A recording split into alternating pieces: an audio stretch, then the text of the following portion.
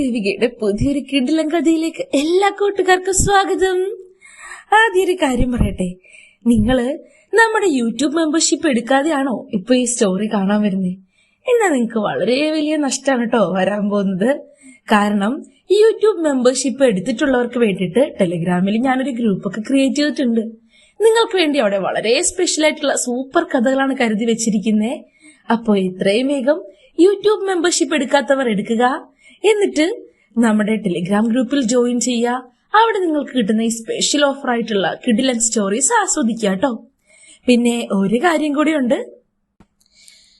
നമ്മുടെ ഈ ഏപ്രിൽ മാസത്തെ എക്സ്ക്ലൂസീവ് സ്റ്റോറി ഗ്രൂപ്പിൽ നിങ്ങൾക്ക് ജോയിൻ ചെയ്യണമെന്നുണ്ടെങ്കിൽ നമ്മുടെ ആദ്യത്തെ കമന്റ് ഒന്ന് ചെക്ക് ചെയ്യുക.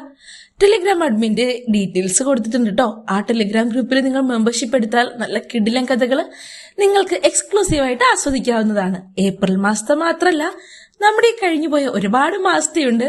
അപ്പോ കഥകൾ ഇഷ്ടപ്പെടുന്നവർ, ദേവുവിനെ ഇഷ്ടപ്പെടുന്നവർ എന്തായാലും ഇതൊക്കെ ചെയ്ത് സപ്പോർട്ട് ചെയ്യില്ലേ? നിങ്ങളുടെ സപ്പോർട്ടാണ് എന്റെ ഊർജ്ജട്ടോ, അത് മറക്കരുത്. അപ്പൊ നമുക്ക് ഇന്നത്തെ കഥ തുടങ്ങിയാലോ? നിങ്ങളെ കോരിത്തെരിപ്പിക്കുന്ന കിടിലൻ സ്റ്റോറിയാണ്. ഒരു ലൈക്ക് ചെയ്തിട്ട് കഥ അങ്ങ് കേട്ട് തുടങ്ങുന്നേ. അപ്പോ ഇതാ പിടിച്ചോളൂ കേട്ടോ. അപ്പൊ എല്ലാരും ലൈക്ക് ചെയ്തില്ലേ? ലൈക്ക് ചെയ്തിട്ട് കഥ കേൾക്കണേ. അപ്പതാ ഈ കഥയിലെ നായിക എന്റെ ഉമ്മയും നായകൻ എന്റെ മൂത്താപ്പയുമാ. മൂത്താപ്പ എന്ന് പറഞ്ഞാല് ഉപ്പാന്റെ ജ്യേഷ്ഠൻ. ഉമ്മാനെ വരച്ചു കാട്ടി പറയാനാണെങ്കിൽ ഇപ്പോ 46 വയസ്സ്. ഉമ്മാന്റെ പേര് സമീറ. അത്യാവശ്യം നന്നായിട്ട് കൊഴുത്ത് തടിച്ച രീതിയിലാണ് ആളുള്ളത്. എന്റെ ഉമ്മ ആയതുകൊണ്ട് പറയുന്നതല്ല, നല്ല ഭംഗിയാ, അതിസുന്ദരി, നല്ല ചുരുണ്ട കറുത്ത തലമുടി, എല്ലാ സാധനങ്ങളും ആവശ്യത്തിലധികം ഉണ്ട്. ഞാൻ നന്നായിട്ടെല്ലാം കണ്ടുകൊണ്ടാണ് ഓരോന്നും വ്യക്തമായി പറയുന്നത് കേട്ടോ. ശരിക്കും പറഞ്ഞാല് ആര് കണ്ടാലും കൊതിച്ചു പോവും, അത്രയ്ക്ക് സുന്ദരി. ഉമ്മയ്ക്ക് ഈ പ്രായത്തിൽ ഇത്ര മൊഞ്ചാണെങ്കിൽ ഉമ്മയുടെ നല്ല പ്രായത്തിൽ എങ്ങനെയായിരിക്കും? ഒന്ന് ഓർത്തു നോക്കിക്കേ. ഇതാണ് ഉമ്മാന്റെ രൂപം. ഇനി സ്വഭാവ രീതി എന്ന് പറഞ്ഞാൽ ആദ്യം കാണുമ്പോ കുറച്ച് ഗൗരവം ഉണ്ടെന്ന് തോന്നും. പക്ഷെ അടുത്തറിയുമ്പോ വെറും പാവവാ, ഒരു സാധു.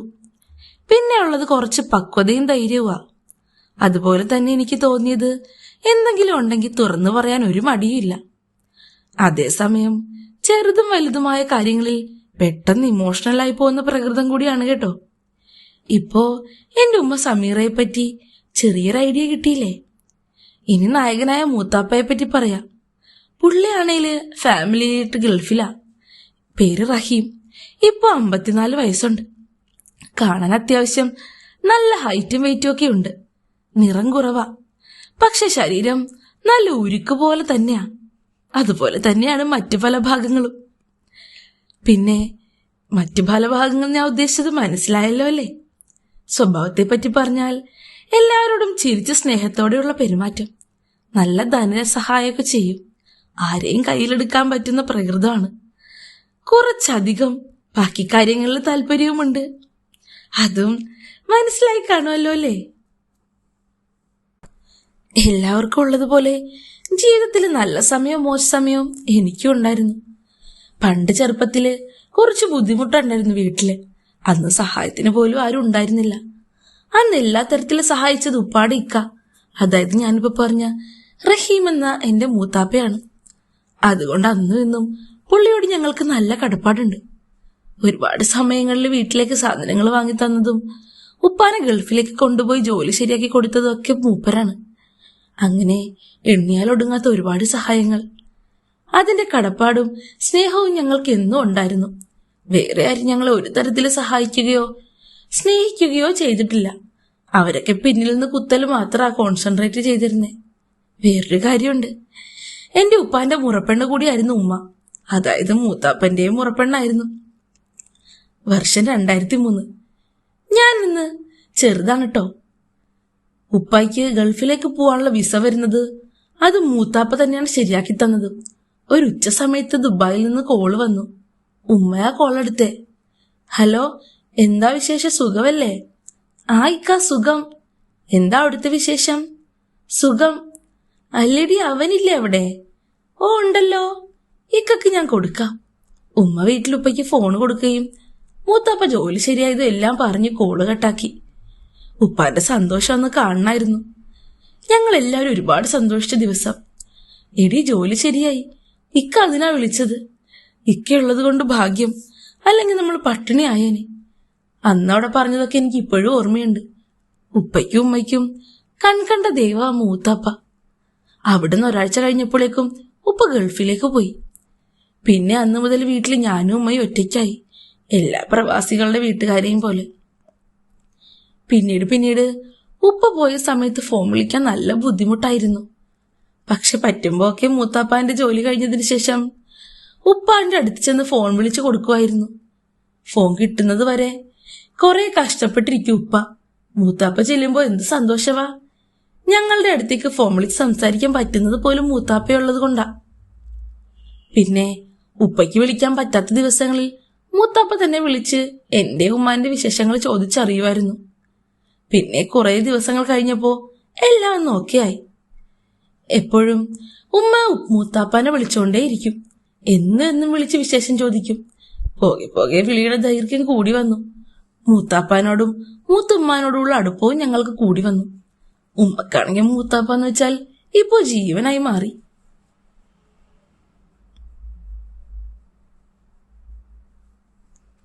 അതിനിടയിൽ മൂത്താപ്പക്ക് ദുബായിൽ നിന്ന് ഖത്തറിലേക്ക് ജോലി മാറ്റം കിട്ടി.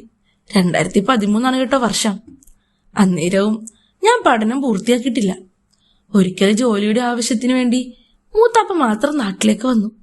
പക്ഷെ അന്ന് വരുന്ന കാര്യം ആരും അറിഞ്ഞില്ല, കുടുംബക്കാർ പോലും. എന്റെ ഉപ്പയെ അറിഞ്ഞില്ല.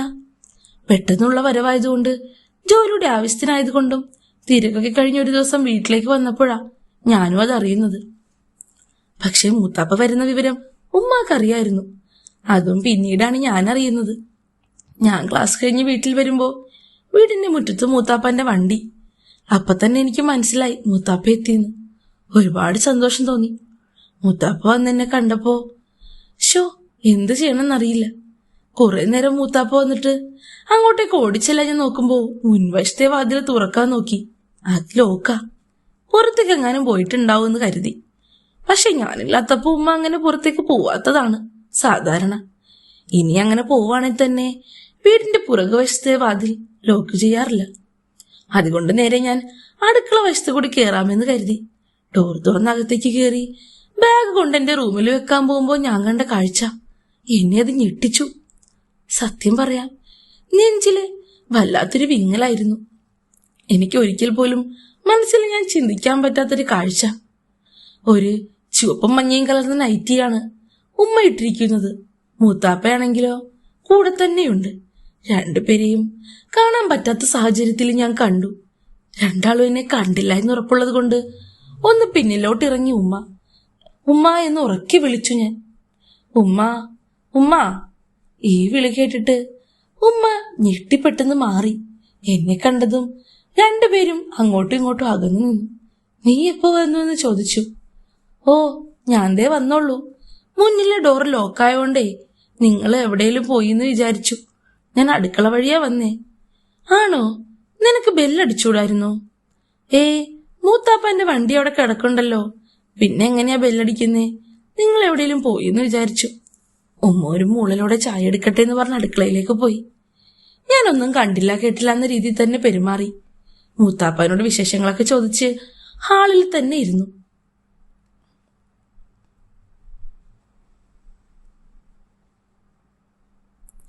കുറച്ചു കഴിഞ്ഞപ്പോ ഞാനൊന്ന് കുളിക്കട്ടെ എന്ന് പറഞ്ഞ് എഴുന്നേറ്റ് പോന്നു. എന്റെ മുറിയിൽ വന്ന് കുളിയൊക്കെ കഴിഞ്ഞ് നിൽക്കുമ്പോ പോലും എന്റെ മനസ്സിൽ നേരത്തെ കണ്ട കാഴ്ചയെപ്പറ്റിയായിരുന്നു. എനിക്കെന്തോ ദേഷ്യം വരുന്ന പോലെയൊക്കെ തോന്നി. വല്ലാത്ത സങ്കടവും. എന്റെ ഉമ്മയെപ്പറ്റി, അതും മൂത്താപ്പയുടെ കൂടെ ഇങ്ങനെയൊക്കെ ചിന്തിക്കാൻ പോലും പറ്റുമോ? പാവന്റെ ഉപ്പ ഇതൊന്നും അറിയുന്നില്ലല്ലോ, ഗൾഫിലല്ലേ. ഇതൊക്കെ ആദ്യമായിട്ടായിരിക്കുമോ? അതോ സ്ഥിരമുണ്ടോ? ഇനി എനിക്ക് തോന്നിയതാണോ? 100 സംശയങ്ങൾ എന്റെ മനസ്സിൽ. ഒരുപാട് തവണ മനസ്സിനോട് ചോദിച്ചു. അതെനിക്ക് ഇപ്പോഴും വ്യക്തമാവുന്നില്ല. മറക്കാനായിട്ട് കുറെ ശ്രമിച്ചാലും കൺമുമ്പിലേക്ക് വീണ്ടും വീണ്ടും ആ കാഴ്ച തെളിഞ്ഞു വരുന്നത് പോലെ. കുളി കഴിഞ്ഞ് ഞാൻ മൂത്താപ്പൻ്റെ അടുത്തേക്ക് ചെന്നതും എന്നോട് സംസാരിച്ചു തുടങ്ങി. എടാ, എനിക്ക് ഭയങ്കര തണ്ടല് വേദന. ഒരുപാട് യാത്ര ചെയ്തത് കൊണ്ടാ തോന്നുന്നു. നീ ഏതെങ്കിലും ഒരു ഓയിൽമെന്റ് എടുത്ത് എനിക്ക് ഇട്ടതായോ? അയ്യോ, എനിക്കത് പറ്റില്ല മൂത്താപ്പ. എന്റെ കയ്യിൽ അതിന്റെ മണാകുന്ന എനിക്കിഷ്ടമല്ല. പോരാത്തതിന് കൈ എനിക്ക് വേഗം പൊള്ളും. അപ്പോഴേക്കും ഉമ്മ അങ്ങോട്ടേക്ക് വന്നു. ഇല്ലേക്ക, അവൻ ഇട്ട് തരില്ല. ഞാൻ തന്നെ എന്തേലും മരുന്ന് തേച്ച് തരാൻ പറഞ്ഞാൽ പോലും ചെയ്യില്ല. അവൻ അതിന്റെ മണം തീരെ പറ്റില്ലാത്രേ. ഓ സാരമില്ല, ഓയിൽമെന്റ് ഉണ്ടെങ്കിൽ തായോ, ഞാൻ തനിയെ ഇട്ടോളാം. മൂത്താപ്പ ഇതും പറഞ്ഞ് ചോദിച്ചപ്പോഴേക്കും ഞാൻ ഓയിൽമെന്റ് എടുത്ത് മൂപ്പരുടെ കയ്യിൽ കൊടുത്തു. അതും കൊണ്ട് നേരെ എന്റെ ഉപ്പാന്റെ മുറിയിലേക്കാ കയറിയത്. പക്ഷെ പുള്ളിനെ കൊണ്ട് തേക്കാൻ പറ്റുന്നില്ല എന്ന് കണ്ടപ്പോ ഉമ്മ മൂത്താപ്പാനോട് സംസാരിച്ചു.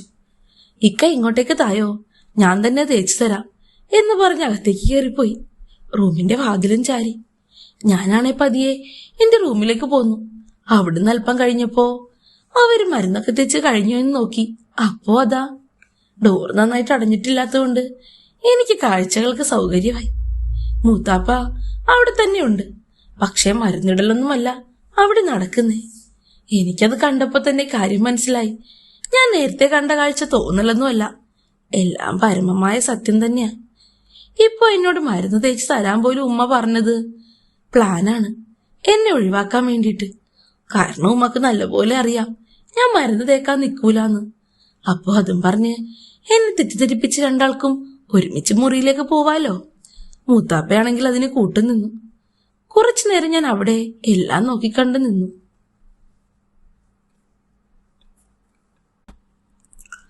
രണ്ടുപേർക്കും സുഖം പിടിച്ചു തുടങ്ങിയപ്പോ തന്നെ മൂത്താപ്പ ഉമ്മാനോട് ഞാൻ എന്തെടുക്കുന്നു നോക്കാൻ പറഞ്ഞു വിട്ടു. ഉമ്മ അതിനുവേണ്ടി ബെഡിൽ എഴുന്നേക്കുന്നതും ഞാൻ പെട്ടെന്ന് അവിടെ നിന്ന് എന്റെ റൂമിലേക്ക് പോയി. ഉമ്മ എന്നെ നോക്കിയിട്ട് എന്റെ റൂമിലേക്ക് വന്നു. എടാ, നീ പോയ ഗേറ്റ് അങ്ങോട്ട് അടക്കി. അതെന്തിനാ? മൂത്താപ്പ കുറച്ചു കഴിഞ്ഞിട്ടേ പോവൂ. അപ്പൊ പെട്ടെന്ന് അഥവാ ആരെങ്കിലും കയറി വന്നാൽ വേറെ എന്തെങ്കിലും പറഞ്ഞുണ്ടാക്കും. അതിനെന്താ, മൂത്താപ്പ അല്ലേ, ആരെങ്കിലും കണ്ട ഇപ്പൊ എന്താ കുഴപ്പം? ഉമ്മയ്ക്കത് ഇഷ്ടപ്പെട്ടില്ല. നിനക്കറിയാലോ നമ്മുടെ നാട്ടുകാരെ, നമ്മൾ വിചാരിക്കാത്ത കാര്യങ്ങളാവും പറഞ്ഞുണ്ടാക്കുക. നമുക്കല്ലേ അറിയൂ മൂത്താപ്പ ആരാണെന്നും നമ്മുടെ എന്താണെന്നും. നമ്മളെ കാണാൻ വന്നാണെന്നൊക്കെയുള്ളത് പുറത്തുള്ളവർക്ക് അത് മനസ്സിലാവില്ല. അവര് അതല്ല പറഞ്ഞു നടക്കുക. ഞാനൊന്നും മൂളി. നീ മൂളിക്കൊണ്ടിരിക്കാതെ ഞാൻ പറഞ്ഞത് ചെയ്യ്. ഓക്കെ. ഇതും പറഞ്ഞ് ഞാൻ എഴുന്നേറ്റു. എനിക്കപ്പോഴേ കാര്യം മനസ്സിലായി. ഉമ്മക്ക് അത്ര നേരമെങ്കിലും ഞാനോടൊന്ന് മാറി നിൽക്കാമല്ലോ. അത് മാത്രല്ല, പുറത്തുനിന്നാരെങ്കിലും വരുമ്പോ സംശയം തോന്നുകയും ചെയ്യരുത്. ആരും അറിയാതെയുള്ള വരവല്ലേ. കുടുംബക്കാരെങ്കിലും വന്നു കഴിഞ്ഞാൽ പെട്ടുപോകും. പാവന്റെ ഉപ്പ ഇതൊന്നും അറിയണില്ലല്ലോ. ഉമ്മ എന്തൊരു കള്ളിയാ. ഇത്രയും കാര്യങ്ങളൊക്കെ ഉമ്മാന്റെ മനസ്സിലുണ്ടായിരുന്നു എന്ന് ഞാൻ ചിന്തിച്ചിട്ട് പോലുമില്ല. ഒന്നും ചോദിക്കാതെ ഞാൻ പിന്നെ പോയി ഗേറ്റ് അടച്ചു. തിരിച്ച് റൂമിലെത്തിയപ്പോ ഉമ്മ എന്നോട് പോയിരുന്ന് പഠിക്കെന്ന് പറഞ്ഞു. ഉമ്മാന്റെ ഫോൺ ഹാളിൽ നിന്ന് എടുത്തുകൊണ്ട് മൂത്താപ്പ കിടക്കുന്ന റൂമിലേക്ക് തന്നെ പോയി. എന്നിട്ട് വാതിലടച്ചു. പക്ഷെ എന്തോ എന്റെ ഭാഗ്യം, വാതിൽ മുഴുവൻ അടഞ്ഞില്ല. അത് ഉമ്മ കണ്ടുമില്ല. കുറച്ചു കഴിഞ്ഞപ്പോ ഞാൻ അവിടെ ചെന്നതും വാതിൽ പതിയെ തള്ളി. എന്നിട്ട് ഗ്യാപ്പിലൂടെ ഒളിഞ്ഞു നോക്കി. ആ വാതിലിന് പണ്ട് തുടങ്ങിയേ കുറച്ച് കംപ്ലൈന്റ് ഉള്ളതാ. ഒരു കണക്കിന് നന്നാക്കാഞ്ഞത് എത്ര ഭാഗ്യമായി.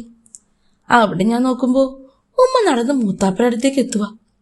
രണ്ടാൾക്കും മുഖത്ത് വല്ലാത്തൊരു പുഞ്ചിരിയുണ്ട്. പിന്നീട് അവിടെ എന്തൊക്കെയാ നടന്നത്? എനിക്കാണെങ്കിൽ ഒരു സമാധാനവും ഇല്ലായിരുന്നു ഇതൊക്കെ കണ്ടിട്ട്. മൂത്താപ്പ അപ്പൊ പറഞ്ഞു, ഹാവോ, ഇപ്പോഴാ എനിക്ക് സമാധാനമായത്. അവൻ ഗേറ്റ് അടച്ചല്ലോ അല്ലേ? ഉമ്മ പറഞ്ഞു, അതെ അടച്ചു. ഇനി ആരും വരില്ല ഇങ്ങോട്ട്. ഞാൻ അവനോട് പോയിരുന്ന് പഠിക്കാൻ പറഞ്ഞു. ഹമ്പടി, നീ കൊള്ളാലോ സമിയെ. ഇതും പറഞ്ഞ് ഉമ്മാനെ ഉപ്പയൊന്ന് കളിയാക്കി. ഉപ്പയല്ല കേട്ടോ, എന്റെ മൂത്താപ്പ. എന്റെ ഉപ്പാന്റെ മുറിയില ഇപ്പൊ രണ്ടാളും കൂടി ഇരിക്കുന്നത്. അതും കൂടി നിങ്ങൾ ഓർക്കണേ. ഞാൻ എണീറ്റ് വരുവോ എന്നുകൂടി മൂത്താപ്പ ചോദിച്ചു. ഇല്ല എന്ന ഉമ്മാന്റെ മറുപടി കേട്ടതും മൂത്താപ്പ ഡബിൾ ഹാപ്പി. രണ്ടുപേരും പിന്നെ എന്തൊക്കെയാണ് കാണിച്ചു കൂട്ടിയത്? എന്റെ മനസ്സിൽ അത്രയും നേരം ഉണ്ടായിരുന്ന ആ ദേഷ്യമൊക്കെ അലിഞ്ഞലിഞ്ഞ് എവിടെയോ പോയി തുടങ്ങിയിരുന്നു. കരുത്തോടെടുക്കുമ്പോഴേക്കും മഞ്ഞുരുകുന്ന പോലെ ഇഷ്ടക്കേടില്ലാണ്ടായി. എനിക്കെന്തോ ഇതുവരെ കിട്ടാത്ത ഒരു ഫീൽ. ഉമ്മ വേറൊരാളുടെ ഒപ്പം ഓരോന്നൊക്കെ കാണിക്കുന്നത് കണ്ടപ്പോ രണ്ടാളും എന്നെപ്പറ്റി ചിന്തിക്കുന്നേയില്ല. ഉമ്മ എന്നെ നോക്കുന്നുമില്ല എന്ന് ഉറപ്പുവരുത്തി ഞാൻ അവരെ നന്നായി തന്നെ ഒളിഞ്ഞു നോക്കാൻ തീരുമാനിച്ചു.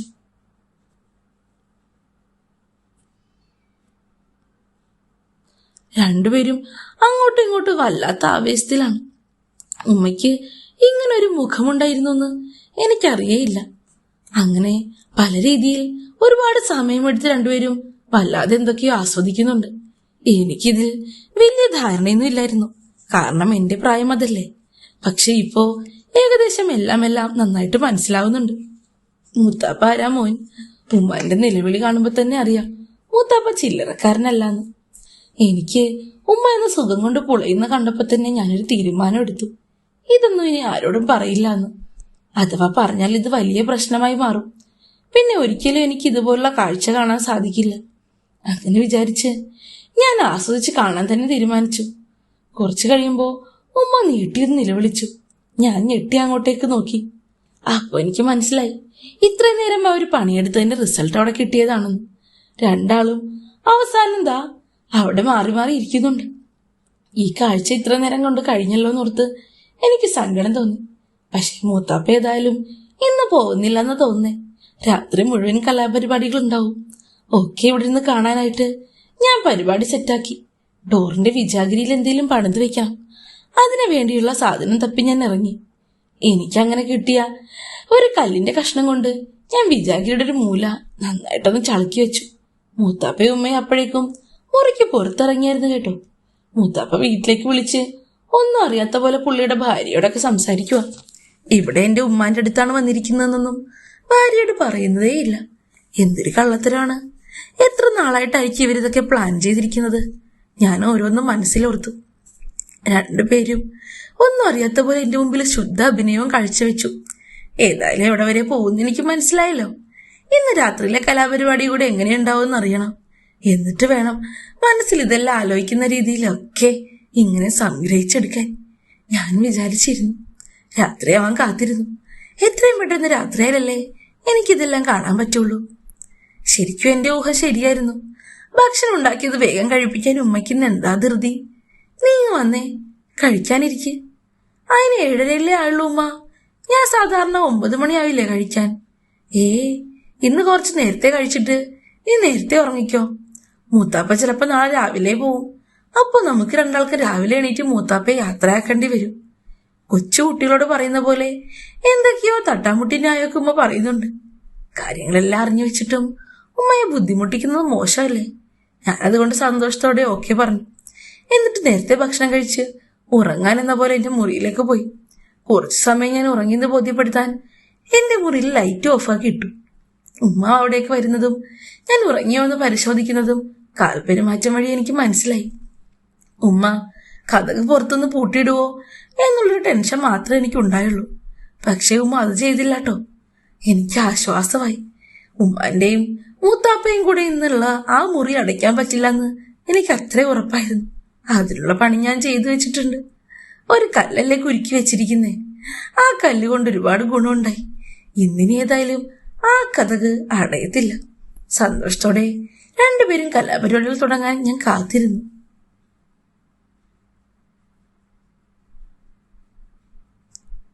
മുറി ഫുൾ അടച്ചിട്ടുണ്ടായിരുന്നെങ്കിലും വീടടച്ചു പൂറ്റി കൂട്ടിയിട്ടുണ്ടെങ്കിലും തൊട്ടടുത്ത ആ മുറിയിൽ നിന്ന് ഒച്ചപ്പാടും ബഹളവും എനിക്ക് നന്നായി കേട്ടു തുടങ്ങി. പതുക്കെ എന്നൊക്കെ പറയുന്നുണ്ട് ഉമ്മ. അപ്പുറത്ത് പയ്യനുണ്ട്, അവൻ കേൾക്കുമെന്ന് പറയുമ്പോ അവൻ ഉറങ്ങിയെന്നല്ലേ നീ പറഞ്ഞതെന്ന് മൂത്തപ്പ പറയുന്നുണ്ട്. ഇത് തന്നെ അവസരം. ഞാൻ പതിയെ എഴുന്നേറ്റ് പമ്മി അങ്ങോട്ടേക്ക് ചെന്നു. മറ്റു മുറിയിൽ നിന്ന് ലൈറ്റില്ല. ഇവർ രണ്ടാളുമുള്ള മുറിയിൽ മാത്രമേ ലൈറ്റുള്ളൂ. സമാധാനമായി എനിക്ക്. ഇവർ ലൈറ്റിടാത്ത കാര്യങ്ങൾ ചെയ്തിരുന്നെങ്കിൽ ഞാൻ പെട്ടുപോയേനെ. ഇത്രയും പ്ലാൻ ചെയ്തതും വെറുതെ ആയേനെ. പക്ഷെ എന്റെ പ്ലാനിങ് വർക്കൗട്ട് ആയിട്ടുണ്ട് കേട്ടോ. ഡോർ പകുതി അല്ല അതിലധികവുമായി തുറന്നു കിടക്കുന്ന അവസ്ഥയിലായിരുന്നു നേരത്തെ ഉണ്ടായിരുന്നത്. കുറച്ച് കഷ്ടപ്പെട്ടെങ്കിലും ഉമ്മ പൂട്ടാൻ നോക്കിയതിന്റെ ഫലമായിട്ട് ഇപ്പോ 3/4 ഭാഗത്തിലധികം അടഞ്ഞിട്ടുണ്ട്. അയ്യോ പാവ ഉമ്മ, ഇത്രയും പ്രതീക്ഷിച്ചില്ല. നേരെ നിന്ന് നോക്കിക്കഴിഞ്ഞാൽ അവർക്ക് എന്നെ കാണാൻ പറ്റും. അതുകൊണ്ട് നിലത്ത് ഇങ്ങനെ കുന്തിച്ചിരുന്ന് കാഴ്ച കാണാൻ തന്നെ ഞാൻ തീരുമാനിച്ചു. ഒച്ചയും ബഹളം മുറിയിൽ നിന്ന് കൂടുന്ന അനുസരിച്ച് ഇവിടെ പുറത്തിന്റെ ആവേശം കൂടി വന്നു. ഉമ്മയെ എന്തൊക്കെയായിരിക്കും മൂത്താപ്പ ചെയ്തിട്ടുണ്ടാവുക? അത് മാത്രല്ല, മൂത്താപ്പയ്ക്ക് ഉറച്ച ആ ശരീരമുണ്ടല്ലോ, ആരുടെ പൊക്കവും അതിനൊത്ത കരുത്തും. ബാക്കിയുള്ള ഭാഗത്തിന്റെ കാര്യവും ഞാൻ നേരത്തെ പറഞ്ഞതുപോലെ ഉശിരം തന്നെയാണ്. അപ്പൊ പിന്നെ കാഴ്ച കാണുന്നത് അതിന്റെ ആസ്വാദന രീതി കുറച്ചധികം കൂടും. നമ്മൾ ചില ഇംഗ്ലീഷ് പടങ്ങളിൽ മാത്രമേ ഇതൊക്കെ കണ്ടിട്ടുള്ളൂ.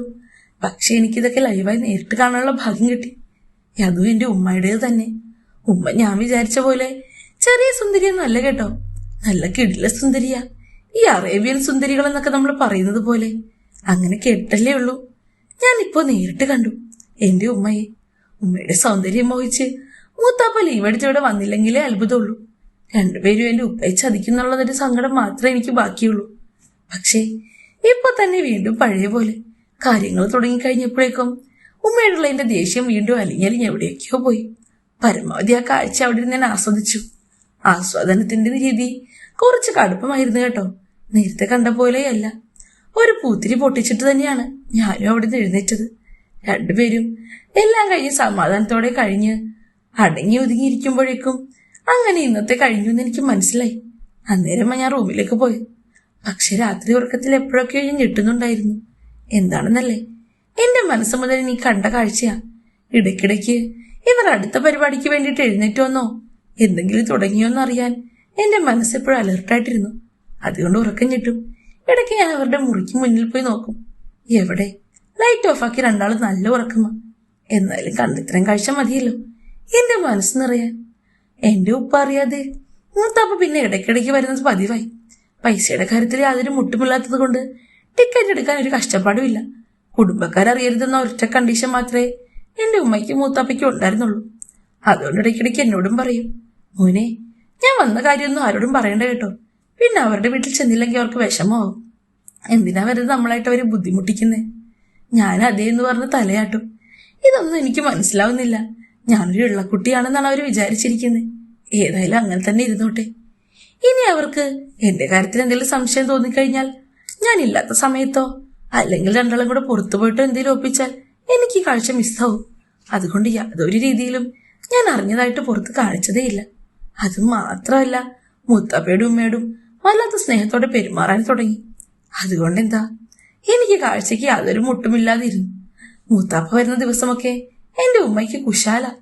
ഉമ്മ പിന്നെ ഒരാഴ്ചത്തേക്ക് ഇന്നൊരു സന്തോഷവതിയായിരിക്കും എന്നറിയാമോ. മൂത്താപ്പ കൊണ്ടുവന്ന് കൊടുക്കുന്ന ഇഷ്ടം പോലെയുള്ള തീറ്റ സാധനങ്ങളോ അല്ലെങ്കിൽ അണ്ടിപ്പരിപ്പ് മുന്തിരിയോ ഒന്നും അല്ല. എന്റെ ഉമ്മയ്ക്ക് മൂത്താപ്പ മുഴുവനായി ഇങ്ങോട്ട് വരുന്നുണ്ടല്ലോ, അത് തന്നെയാണ് ഏറ്റവും സന്തോഷം കിട്ടുന്ന കാര്യം. അതിനിടയ്ക്ക് എപ്പോഴും എന്റെ ഉപ്പ ലീവിന് വന്നപ്പോ മാത്രമാ മൂത്താപ്പ ഈ വരവ് നിർത്തിയത്. എന്റെ ഉമ്മാന്റെ ലീലാവിലാസങ്ങൾ കേട്ടിട്ട് നിങ്ങൾക്ക് എന്ത് തോന്നുന്നു? അല്ലെങ്കിൽ നമ്മുടെ ചുറ്റിനുള്ളതെല്ലാം ഇതുപോലെയുള്ള കള്ളിപ്പൂച്ചകള്? ഒന്ന് നിരീക്ഷിച്ചു നോക്കിയാൽ അറിയാം. ഓരോരുത്തരുടെ മനസ്സിലിരിപ്പും കയ്യിലിരിപ്പും ഒക്കെ അല്ല. കഥ ഇഷ്ടപ്പെട്ടോ നിങ്ങൾക്ക് എല്ലാവർക്കും? ഇഷ്ടപ്പെട്ടാൽ തീർച്ചയായും ലൈക്ക് ചെയ്യണം. നിങ്ങളുടെ കൂട്ടുകാർക്കൊക്കെ ഷെയറും ചെയ്യണേ. അപ്പോ അടുത്ത ദിവസം മറ്റൊരു സൂപ്പർ കഥയുമായിട്ട് വീണ്ടും വരാമേ. Bye bye dears.